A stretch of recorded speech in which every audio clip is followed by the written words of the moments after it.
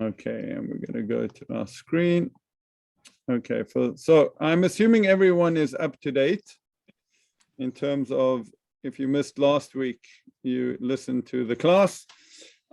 Chapter 1.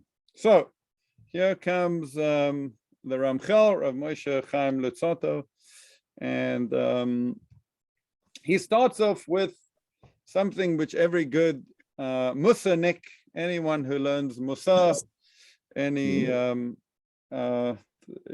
became something that we, back in Yeshiva, I remember learning this by heart. I'll see if I can still do it.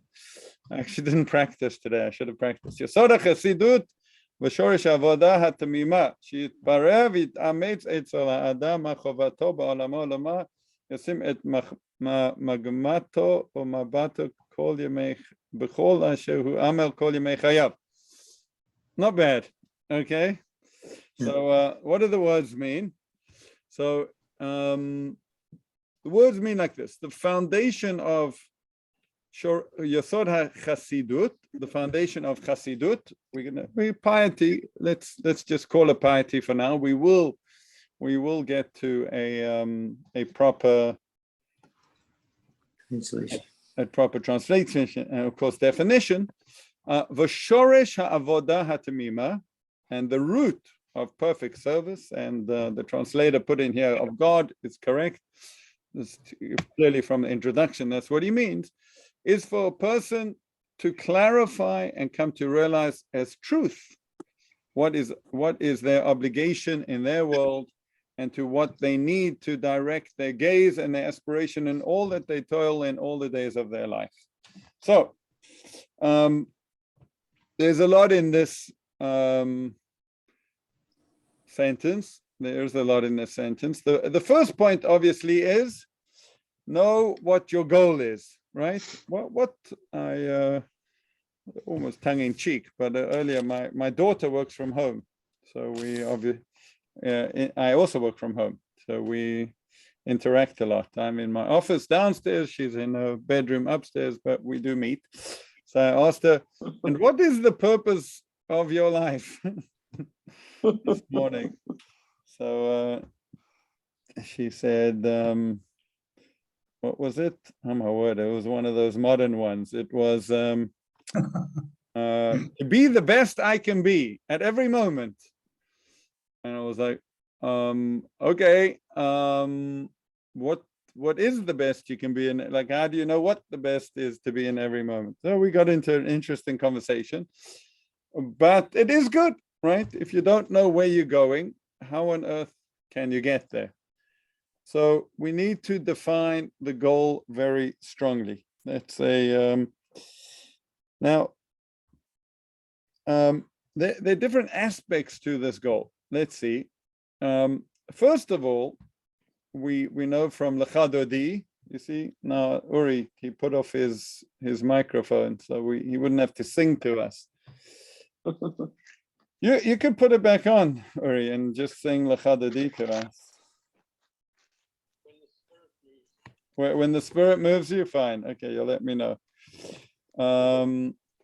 So in this beautiful poem that is commonly sung, we say these words: Likrat Shabbat lechuvan nelcha, ki hi makor habaracha, merosh mikedem nesucha, sof maaseh b'machshava tichila. To greet the Sabbath, come, let us go. For of blessing, she is the source of blessing from the outset, as of old, ordained, last in deed, first in thought. And on the Head Start doing this. Right? So last in deed, first in thought is a very interesting idea, right? When a person decides to do something, normally there is, and I guess this is this deals with the question of human motivation. What are we motivated for? What are we?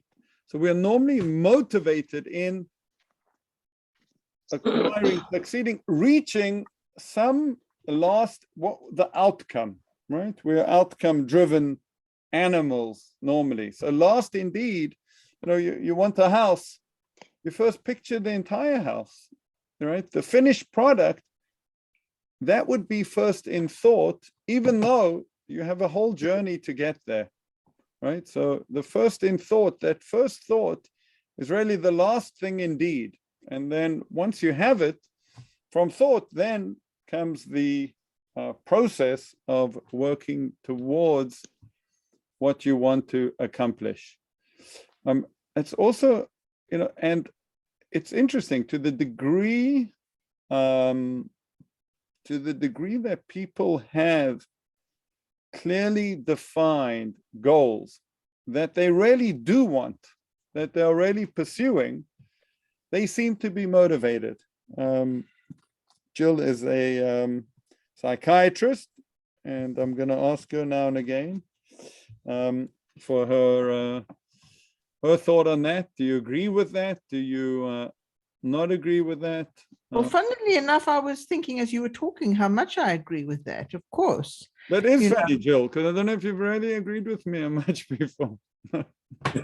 I agree with you about a lot of things. Oh, thank you. Okay. Otherwise, I wouldn't be here. Oh, okay.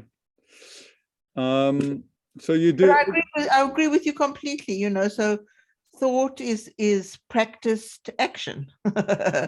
You can't do it unless you've thought it. Yeah. And yeah, of course.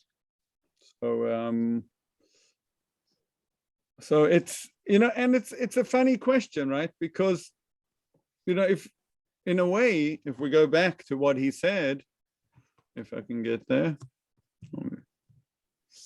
is what are you really trying to achieve in your life, right? Meaning, like, what's the ultimate? And that question, I don't know how many people I know have real clarity about that. That's it's maybe the most obvious question in a way, not so easy to answer, I imagine. But yeah, it's a really important question. What are we really trying to achieve? The signs within the first 5 seconds. Sorry? Yeah. Sorry, you're making a... No. Who's making a comment? I was talking to Saul. Oh, okay. Why? Was he talking again? Now he was going to fall asleep. Why? Dr. Oscars. You agree? I Okay. didn't get any. I'm okay. Okay, I'm good. Dr. Saul Roscos, who unfortunately we can't see, but Which is good. As a pediatrician, do you see that in children? The ones that know what they want are driven more? It's hard to know at what age that's initiated. It's a good question. When it seems to be very early on that they realize what their goal is and they go about trying to reach it. It starts early in life. Interesting. But around, when you say, what does that mean to us? What age? Oh, I would say like a 2-year-old. Really? Well, it seems to be. They have let's say, even earlier, maybe, let's say, just to go back to a basic drive like food, Mm-hmm. and they see a cookie and they do what they need to do to get that cookie. Mm-hmm. It's a kind of a trivial example, but It's a wonderful example. I agree with you. Mm-hmm. So I guess then the question will be, when does that develop? When do we start to want other things? You mean adult things? Yeah. When do people's goals change to become things of more worth? Right? That altruistic things? You're saying like what a person, their chief goal. Mm-hmm. It could be all different kinds of things. Yeah. It could be professional, it could be personal, It could be friendships. I don't know if there's any one goal except to be a good person, a giving person, a fair person, an honest person. I mean, it's very hard to have Right. one specific thing about a human being that you strive to be, unless it's a profession. That's interesting, right? Because he is going to make a big statement about this. He's going to say, I'm going to come back to that, by the way. But he goes to God's purpose in creating the world and creating people. And he says that we are told by our rabbis that people were created solely to delight in God and to derive pleasure in the radiance of his Shekhinah, the divine presence. Sha'adam lo nivra ela lit'aneg al Hashem olahanot miziv Shechinato. And where does he get that from? It's in the Talmud. The Talmud Rav, he was a very prolific, I guess, scholar in the Talmud, often mentioned. He was wont to say, and it's in this tractate of Brachot, it has a few pages of what the rabbis used to say, their little, what got them moving, which is interesting, right? Because each person, he's saying a very general comment over here. Can I add something? Yes, sorry. Can everyone hear Uri? I'm hearing people a little garbled because I'm on the phone, but I was going to go back to Sof Maaseh b'machshavat tefillah, and I've always been struck by that. And what I wanted to add, in a sense, was the idea of intuition. And I've been doing some reading about creativity, and I want to think of it as first comes the intuition, which isn't necessarily rational thought as such. Then you may do it. And then after the fact, you will rationalize it and think it through. And a lot of great inventions of great art happen that way. Mm-hmm. And what I was going to suggest was that maybe the goal of Musar is to refine your intuition so that it becomes more and more, quote unquote, appropriate or right. And your instincts are refined, not necessarily your conscious rational thought. So it literally becomes sof maaseh b'machshavat tefillah. Wow. Yes, I love that. I think that's great. There's a lot there. Okay, let's see. Let's keep that in mind as we move through this, because he takes a very rational approach, right?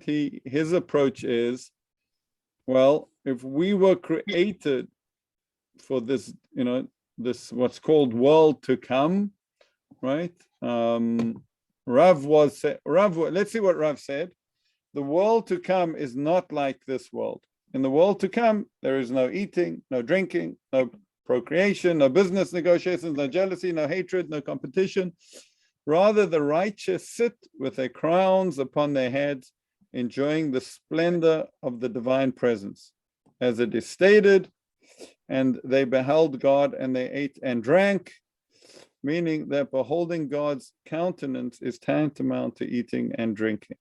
Okay, I don't want to get into too many of the details of the crown and the eating and the drinking, but the main thing that we want to know from here is that, you got the righteous and they are enjoying the splendor of the divine presence. Okay. If that is the goal, we were created for this ultimate state, which he tells us is the place of this pleasure is in truth in Olam Haba, the world to come. So then once we know that, then we can work backwards, right? And say, okay, where do we start? How do we get there? What do we need to do in order to get there? It's an interesting thing, right? It's quite a philosophical introduction to this what's going to be very practical work on improving our character. But that seems to be a truism of any endeavor, right? There is some principle behind it, and the principle is somewhat philosophical, right? You could argue with it, you could not argue with it. It's interesting when you ask Jews, do Jews believe in the world to come? Well, put it this way: if you would ask Christians, any Christian, do Christians believe in the world to come? And the answer would be yes, of course, of course. But if you ask a handful of Jews, do we believe in the world to come? I think most Orthodox Jews probably would say yes, just from their education. But outside of Orthodoxy, it's not a well-known point, actually, right? What do you mean? A world to come? Sorry?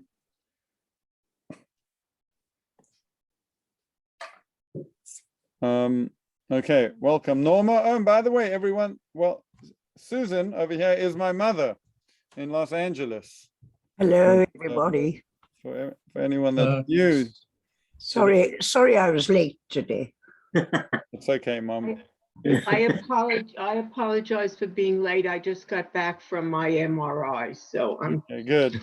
I hope it's all good. Mom, I'll deal with you. If I forgive you, will you forgive me? Fine. Cool. Okay. Why is there any question about the world to come in Judaism? Because it is not mentioned explicitly in the Torah. If you read the Torah, you do not see a world to come, right? You see this world, but you don't see another world. I don't want to go into it. It's a very complicated, not complicated, but it's going to take us off topic a little bit. I'm going to share this slide with you, and you could go to this link. I thought it was a very good sheet this person put together about why there's no mention of eternal reward in the Torah when it seems to be quite a fundamental of Judaism. Actually a very interesting answer, I didn't know it until today actually, was the Rambam, Maimonides, says that the true service of God, what we're meant to do, should be done for its own sake.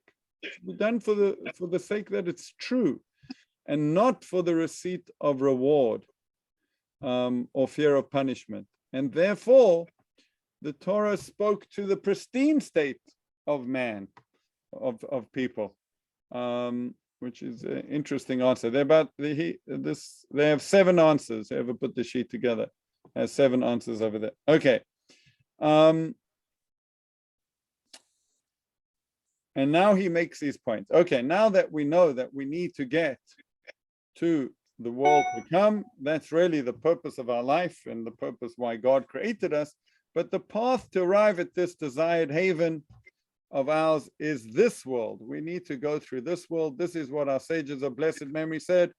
This world is like a corridor before the world to come. Great illustration. Sorry? I really like that illustration, that idea. And when it's funny because when I started to put these slides together and find pictures, I thought it was cute, but it actually gets you thinking. It's actually interesting to think about which image best describes what's going on. To me, some people are very sure about this world to come, right? They might have a very clear, very strong light at the end of the tunnel. There are some people, there's a door. We're not quite sure what it is. And then for some people, it's kind of dark, right? There's not much, I'm not sure there's even a door at the end of the tunnel. So that's interesting how still two people. Look at this. Okay. Hello? Now, I want to, sorry, 1 second. Okay. Okay, let's see how we go time-wise. Okay, then he says like this. The means that lead a person to this goal are the commandments which the blessed God commanded to us, right? And there's a verse in Vayikra that I brought in that says, you shall keep my laws and my rules, by the pursuit of which people shall live. I am Hashem, right? V'chai behem, you shall live through them, which obviously, again, is not explicit, that it's talking about the world to come, but it's telling us that that's the purpose of the mitzvot. Now, the mitzvot mean over here in a very general sense, right? Anything that we have been commanded. Okay, so that's his basic premise. Okay, there's this world to come. That should be really our goal to get there. We need to keep the mitzvot. We need to live in such a way that we earn, all right, or we're able to go from this world to the next world. And these are the means. Okay, today to do them and tomorrow to receive their reward. So, it's interesting, even in our this world, even in our this world experience, right? There are times when we work, and then there are times when we enjoy. It seems to be something like that, right? So this world, the makeup of this world, he says, is perfect for the working part of it. The world to come is perfect for the enjoyment part of it. And they seem to be two worlds. We go from one to the other. Okay. When you look further into the matter, you will see that true perfection lies only in clinging to God, for only this is the good, while anything besides this that people consider good is really emptiness. This is a big statement, right? This is a big statement because he's saying that, okay, the world to come, as he said, is you are enjoying, you're delighting in God, you're benefiting from his radiance. That closeness is the real good, right? That's the real good. Anything else pales in significance and is really comparatively pretty empty. So therefore, he says, so what is the, in this world, we do seem to see some things look good and some things look bad. What's going on? So he gives an interesting explanation. He says that for all matters of this world, whether for the good or for the bad, because even the rich guy, right? Has he really got the good? Not really. That's not delighting in the divine presence. So he says, are trials for a man, for a man, he writes this all, by the way, for a man, poverty from one side versus wealth for the other. And this is what Shlomo said, lest I be satiated and deny you, right? And say, who is God? Or lest I be poor and steal. So everything in this world, therefore, is in some sense, a trial, right? How are you? Goes back to my daughter's comment, right? That she's going to make the best out of to be the best she can. Well, that means given your circumstance, given your situation, you do the right thing. Now, in terms of this, it would have to be the mitzvah, right? What is the mitzvah of the poor person? Not to steal, right? What is the mitzvah of the rich person? Not to become haughty. And each person in every situation has its mitzvah, has its way that you can either become somewhat closer to God or somewhat more further away from him, whether you're rich or poor, right? So if the poor person overcomes the temptation to steal, well, he's just become a lot closer to God. Whereas if the rich person does not overcome the temptation to become haughty, he will right, become further away from God. So who's really better off? The poor person. The poor person grew his soul or whatever. In the next world, he will be that much more closer to God than the rich person. Okay.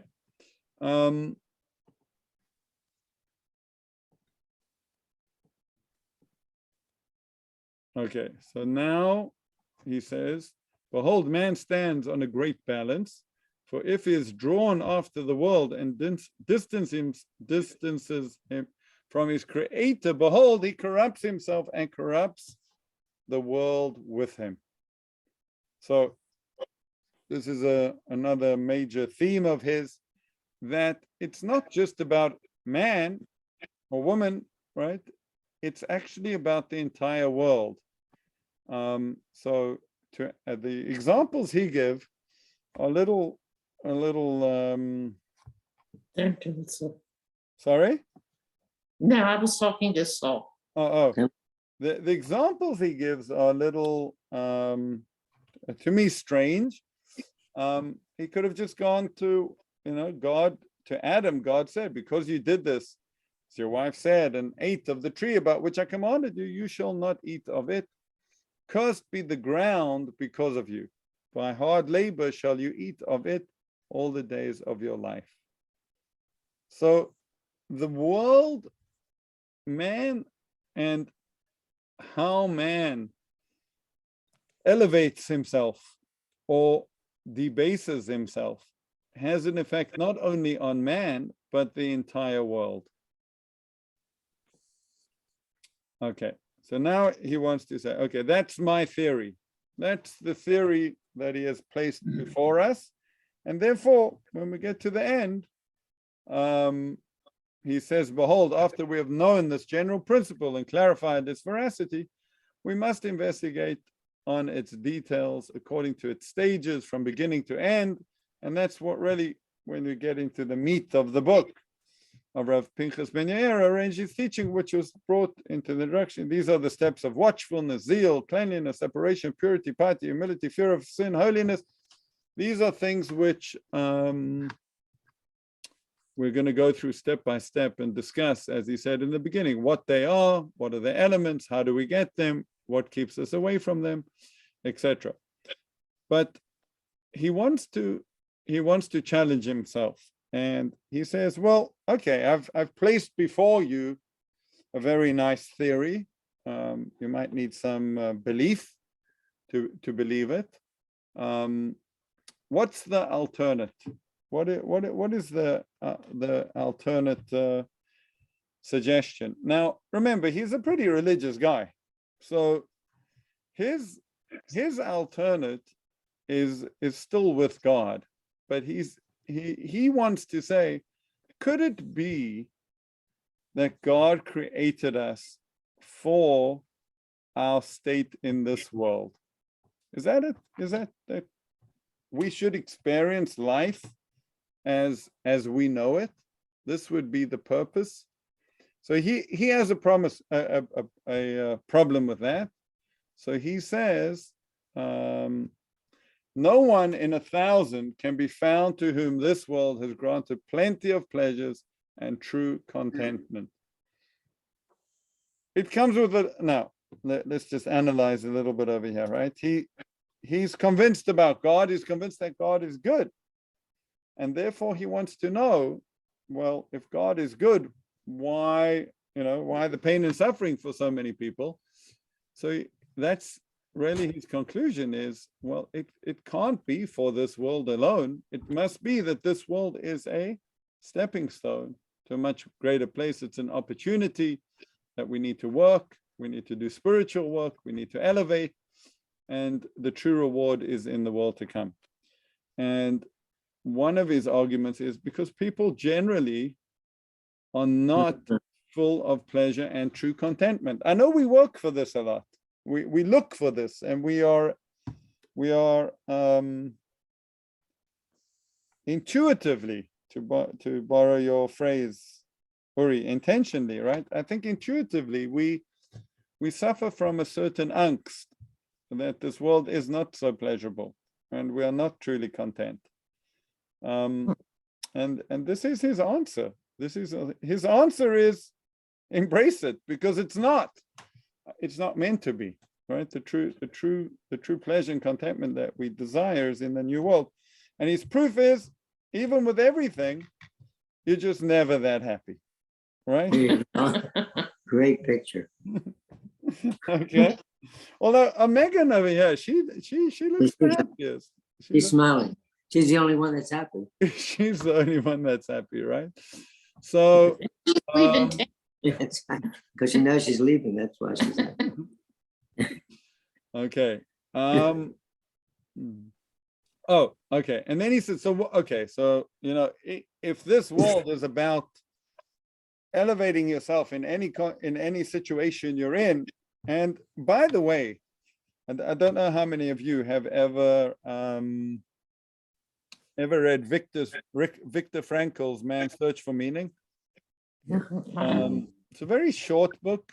It's a very interesting book, but really, he came to the conclusion that a very similar conclusion. He basically said, even in a concentration camp, the people that found some reason to live, the people that understood that there was something to be gained, there was something, either it was just to survive plainly and to meet up with beloved ones, or there was some purpose, they were the ones that survived. And the people that couldn't find no purpose were really, gave up really. And to him, that was the and obviously fate had it that there was some, obviously millions and millions of people died, but the ones in the work camp, it's very interesting, just on a side note, we don't even know the names of the death camps. We only know the name of the work camps, because the death camps, no one survived. But it's the work camps. The Auschwitz was a work camp, so that's why we know that people were there and they came out.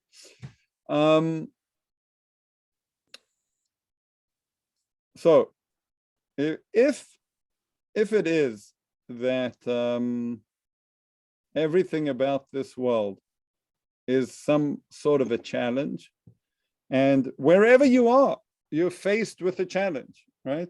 To do the right thing, Donna, very much like you said, actually, right? His theory is you need to know what is the right thing in any situation, to do the right thing and to be a good person. You need to know the Torah, because that's the guidance, right? So that's what guides you to ultimately this closeness to God that it promises. But we do see disparity in this world, and we do have this experience that some things are good and pleasurable and some things are difficult and painful. So what is that about? So he doesn't, in really what he needs to explain is, well, we enjoy the good, and many people look like that's become their goal, to get as much good as you can out of this world, to enjoy this world as much as you can. You can give it a name of hedonism, whatever you want.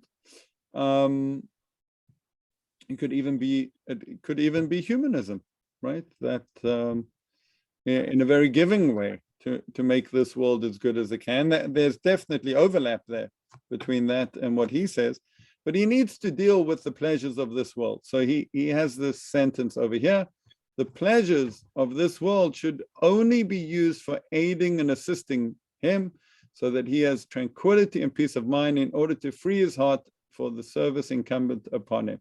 Meaning that our pleasure in this world is a means, not an end. right? The pleasure of this world, of course, we need to partake in it. Of course, it's given to us, but not as the end. It's not the purpose. It's it helps us. It's an aid. It's nice. You go on a holiday, you're refreshed.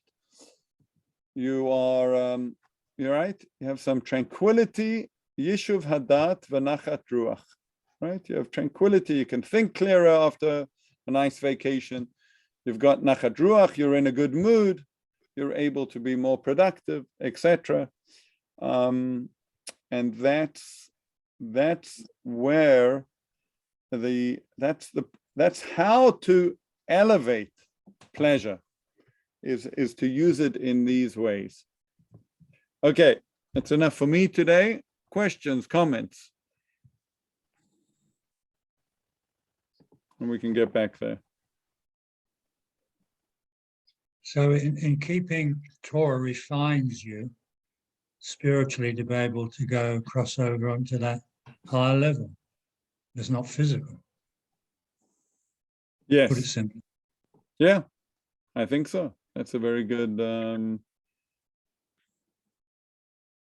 synopsis.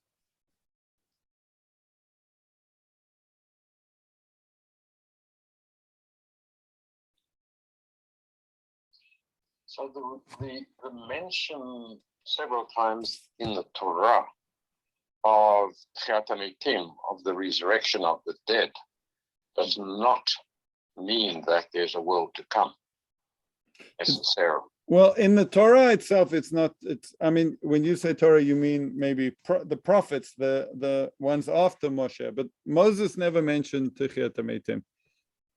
Probably the prophets, Elisha, Right. a few other, and Ezekiel or Jeremiah.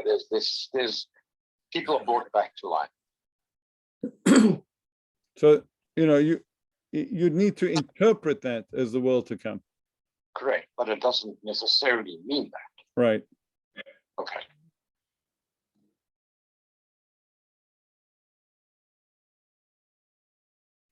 All right, friends. Well, thank you. This is a very, as I said, philosophical chapter.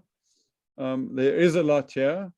You can think about it. Once again, I'll share the slide. Next week, we'll get into much more about what I think is the practical, right? The practical steps in getting there and in becoming this sort of person, which is much easier to sometimes to relate to. Whatever, it will be a little different, but I encourage you to keep on for the ride. Okay, nice to have Norman Audrey join us, and looking forward to much learning together. Amen. Amen. Thank you. Stay safe, everyone. Stay healthy. Yes, Have you a too. week. You too. Thank you very much. Thank Okay. you, Rabbi. Okay. Hi, Thank you. Audrey. Bye-bye. Bye. Norma. Bye. Shua Tov, everybody. Okay, we'll see you tomorrow, Dr. Oscars. See you tomorrow. Looking forward to it. Okay.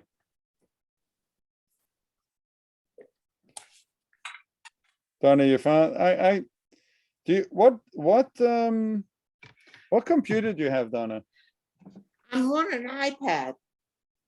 On the iPad. I wonder why it does that. I don't know, but I was Maybe you wanting- turn it on its. Can you turn it on its side? Yes, but I don't think it makes a difference. Oh, uh-huh. Dude. Oh, now see that? Look at that. Okay, Now you could get. we're good to Saul go. in Now we as know what the, now well. we know Now you what could get Saul in as well. Yeah, see? Yeah, there there's you go. Saul. Okay. There's room for me. Now there's room for me. There you go. Mom, this is Susan is my mother, and Dr. Roskis Saul was our children's pediatrician for 15 years since we came here, and he recently retired. And then I told you I started teaching at the school And I went to daven there in the morning because they have services, and we met up again. So we started learning, and then we met Donna, and then they started coming to this class. So it's all very nice. It is all very nice. Where, Rabbi, where is your mom? Where's your mom from originally?